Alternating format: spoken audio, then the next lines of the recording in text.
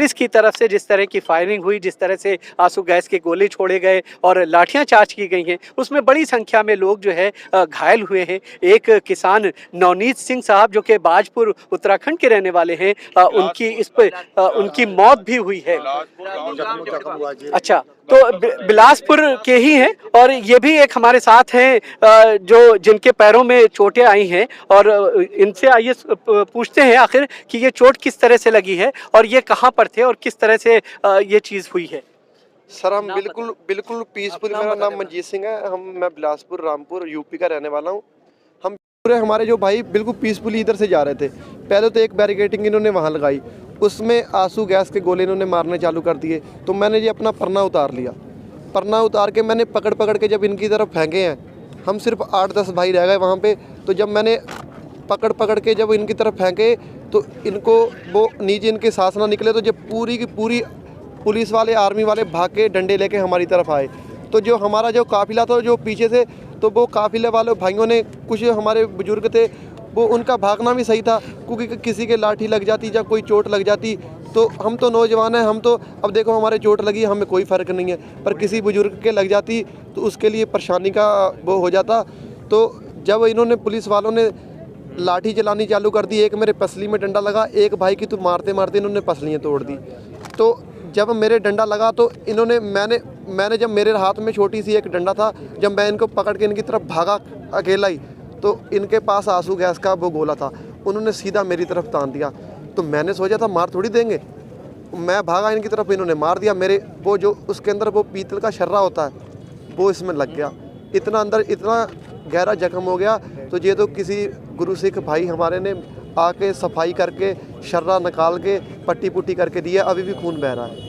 तो आप देखिए कि किस तरह से ये बता रहे हैं क्या कुछ घटना इनके साथ हुई है। चूँकि ये बिल्कुल आगे जो लोग थे वो उनमें से ये रहे, और चूँकि बड़ी संख्या में बुज़ुर्ग भी थे उस परेड में, महिलाएं भी थीं, बच्चे भी जो है साथ साथ चल रहे थे। उनको बचाने के लिए, इनका दावा ये है कि उनको बचाने के लिए ये खुद आगे आए और पुलिस ने देख करके सीधे उनके ऊपर आंसू गैस का ये शेल छोड़ा है, जिसमें इनको चोटें आई हैं और ये इस तरह से घायल हुए हैं।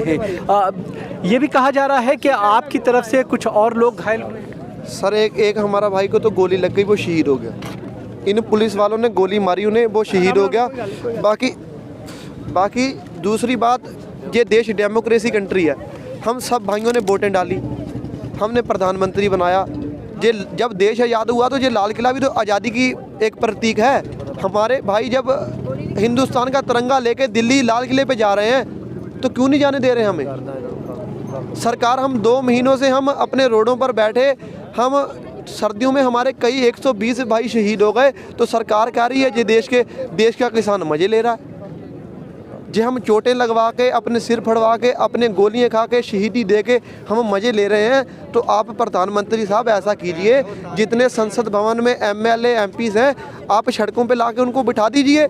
आप वहाँ तो अपने बुरे दिन काट रहे हैं, आप मज़े यहाँ पे लीजिए ना आके।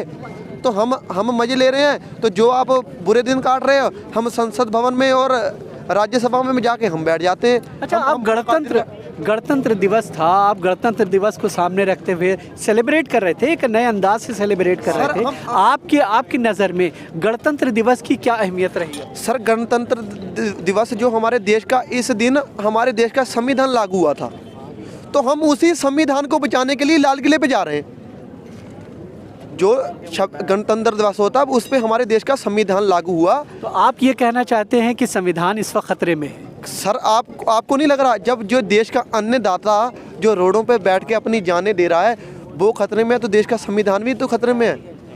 आप मुझे ये बताइए, अबानी अडानी के हाथों में जो फसल का दिया जाता है, उनके बाप दादों ने कौन सी फसलें उगाई हैं? उनसे अभी ये पूछ लिया जाएगा कि सरसों कितने तरीके की बोई जाती है, तो वो तो माथे पे हाथ मार लेंगे कि तो हमें तो ये चीज़ का पता नहीं है, तो वो क्या किसानी करेंगे। तो घायल मंजीत का मानना ये है कि जो है संविधान इस वक्त ख़तरे में है, और हम सब की कोशिश ये है कि संविधान को हम किसी तरह से बचाने की कोशिश कर रहे हैं। और ये संविधान, चूँकि गणतंत्र दिवस है, इसी वजह से हम इस तरह से परेड लेकर के निकले थे, ताकि सरकार जो उनकी बातों को नहीं सुन रही है वो उसको जो है ये संदेश दिया जाए, उसको ये बताया जाए कि उसकी बातों को सुना जाए, इसलिए ये सब दिल्ली आए। और भी बहुत सारे लोग हैं, आप कैसे देखेंगे? हाँ जी, संविधान को लेकर के आपकी सोच क्या है? हमारी सोच तो यही है कि हम 2 महीने से जो गाजी बॉर्डर पर बैठे हैं, हम अपने काले कानून जब तक वापस नहीं होंगे तब तक हम अपने घर नहीं जाएंगे। काले कानून वापस करवा के तभी जाएंगे, चाहे हमारे को 2 साल बैठना पड़े। आज गणतंत्र दिवस के मौके पर जिस तरह की घटना हुई है, जाहिर है कि देश ही नहीं बल्कि तमाम लोगों के लिए ये शर्म से सर झुका देने वाली घटना है, क्योंकि गणतंत्र दिवस का मौका है और ऐसे में एक किसान का इस तरह से शहीद हो जाना, उसे आप हमें शहीदी पे कोई वो बात नहीं है, हम एक के बजाय 10 भी शहीद हो जाएं, पर हम अपना कानून और अपना बलिदान इसी सिख कौम जो है इसी देश के लिए कुर्बान होती आई है और हम ये काले कानून पास नहीं होने देंगे। हम जब तक काले कानून पास नहीं होंगे तब तक हम यहाँ ही रहेंगे गाजी बॉर्डर पे।